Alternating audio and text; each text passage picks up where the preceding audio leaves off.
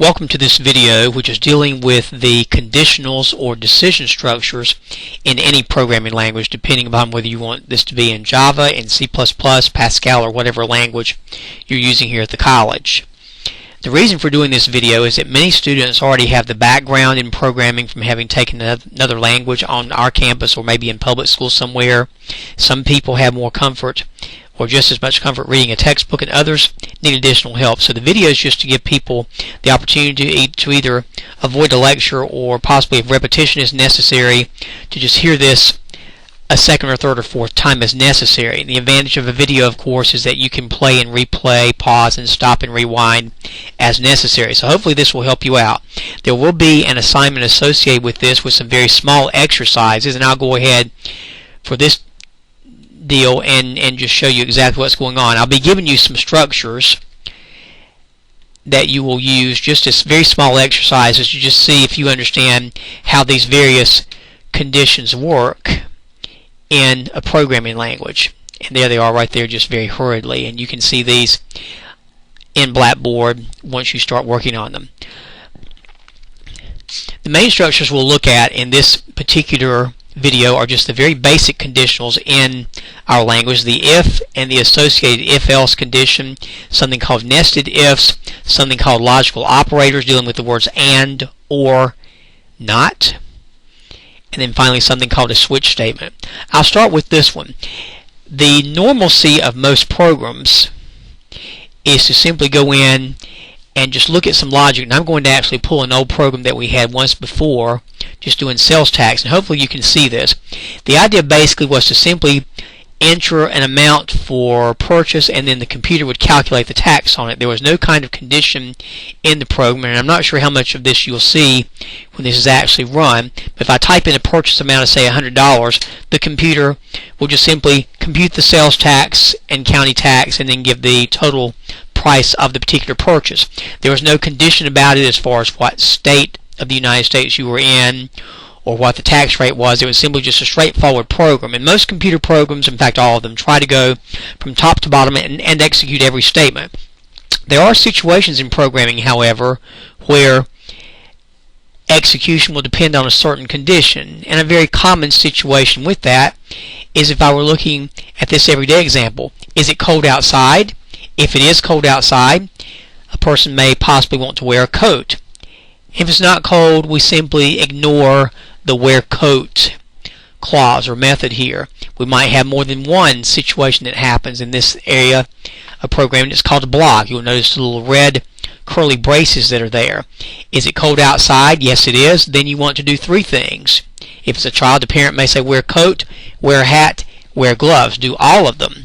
The braces there are very important because without the braces, only the first item is executed. So for example, if I'm looking at this program and let's say I remove the braces, even though logically to us it may make sense to do all three, the computer will only execute the one, or will execute basically until it sees a semicolon. It will only do the first sentence. The wear hat, wear gloves would happen no matter what the condition, but where the if is concerned, it would only execute the statement that says wear coat. If I want all three of these to be done, then I have to physically have those braces in there. And in most cases, as it says here, we'll have something in mathematics if we're doing programming. Instead of having just everyday sentences like that, we'll express this condition in terms of what are called relationship operators or relational operators. Basically, the characters for the most part that we've seen in math classes, the greater than symbol, the less than symbol, and because we don't have the little underscore for less than or equal to, greater than or equal to as we do in math, we write this in programming by putting the characters side by side. So the greater than and the equal to are side by side, the less than equal to side by side. To indicate equal in programming, we put the double equal sign so that we don't confuse this with the assignment statement. And then finally at the bottom, the little exclamation point is indicating the word not. So that's the same as not equal, again because we don't have the equal with a line through it on the keyboard. Here's some examples of some Boolean expressions right here. Boolean simply means true or false. That's named for a mathematician whose name is George Boole. Is x greater than y? Well, that depends on what the value of x and what the value of y happen to be.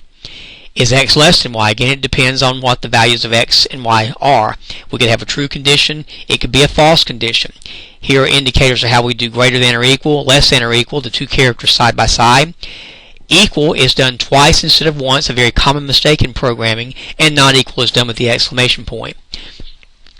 And although there are some examples right here, I'll give you an example that's actually in the computer, and you'll see some clicking and clacking going on that may not be very clear at this point. Here's an example where we're calculating an average of 3 test scores. We've got score 1, score 2, and score 3 being asked for, and if you've done any programs in Java so far, you'll understand how this works.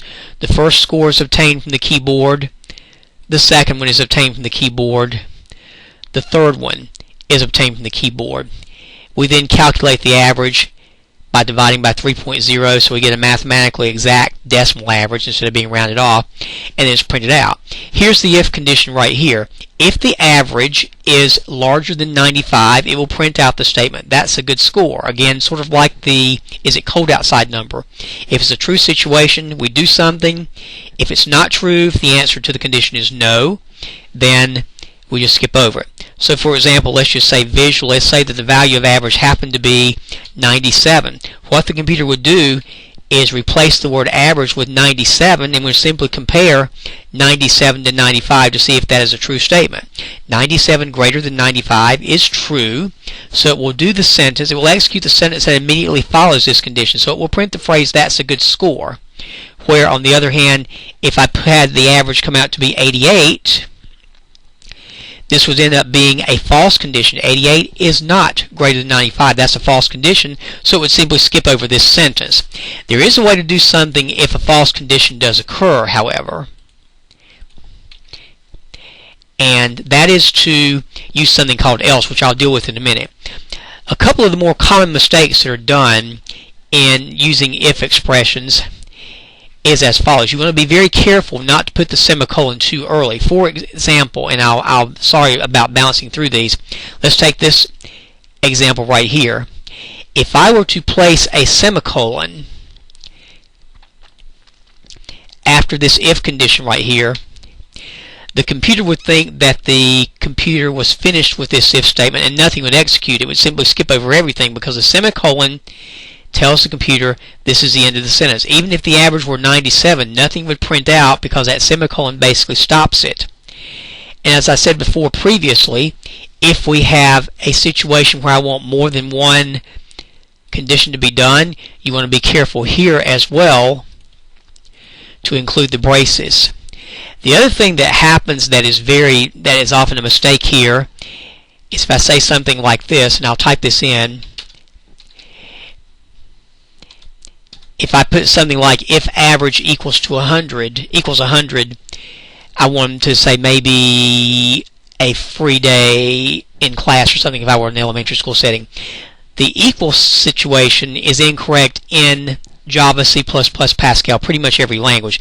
You have to put the double equal there. That is a very common mistake because that's what we do in our regular math course. What you would have to do here is put the double equal in order for this to work properly. So there are three major areas where most mistakes are made. The braces being left out, the equal instead of the double equal, and the semicolon being put in there a little bit too early. So that's something you have to watch when you're working with these. You can also compare characters to each other. As long as there is an order to the pattern that you're using, numbers are automatically in order, so I can compare real numbers and integers to each other because I definitely have a larger, smaller, equal to scenario. You have the same thing for characters also because characters have a special code, pardon me again, associated with it. So for example, in this situation, if I wanted to compare the letter A to the letter Z, what happens here is that the letter A has a special character code. I did that incorrectly on here. The actual character code for letter A is 65 rather, and the character code for the letter Z is something like 90. If I add 25 to that, something like, I think it's number 90. I may be off by one number. So what the computer actually is doing right here is comparing the number 65, the value of capital A, to the number 90, which is the character code for letter Z, and it realizes that A precedes or is smaller than z, so it would make a true statement. This is a situation where if you wanted to compare characters in some kind of order or sequence, you can use characters with comparisons also. We don't do that quite as much in programming, particularly at the beginning, so it's okay if this is not making sense right now. The other situation that may occur in programming is something called an if-else statement. This adds the option, as I said before, that if something is false, instead of the if statement being skipped, we have a situation that we can execute when the condition is false. So basically, if the expression after if, the greater than, less than, equal to situation is true, it does the statement immediately following the if condition. Otherwise, or else, it does this part if it's false. So as an example of this, practically, I look at, is it cold outside? If the condition is yes, the parent might say wear a coat. If it's not cold outside, we may say wear shorts, or we may say don't wear a coat. And we can have multiple conditions in these situations as well. I'll show you an example of that by going back to some of my programs. I'll see if I can find something right here that will take care of it for you. That's not quite as complex. Here's a situation right here where I might be comparing the total cost to the number 100 and looking at sales, especially in this economy. Maybe if the total cost of my purchase at Walmart was less than $100, if that's a true condition, I might say this is a good buy or a good sale. There probably should be a period right there. Where if the total cost is something that is not less than 100, in this case greater than or equal to 100, it will say shop somewhere else. So for example, if I were to type, if the total cost came out to be $120, what the computer would do again right here is it would compare the number 120 to 100. Total cost is 120, and it's looking at the condition, is 120 less than 100, true or false? That condition happens to be false. So what the computer does, if it's a false condition, the computer looks to see if there is an else clause, which means it's a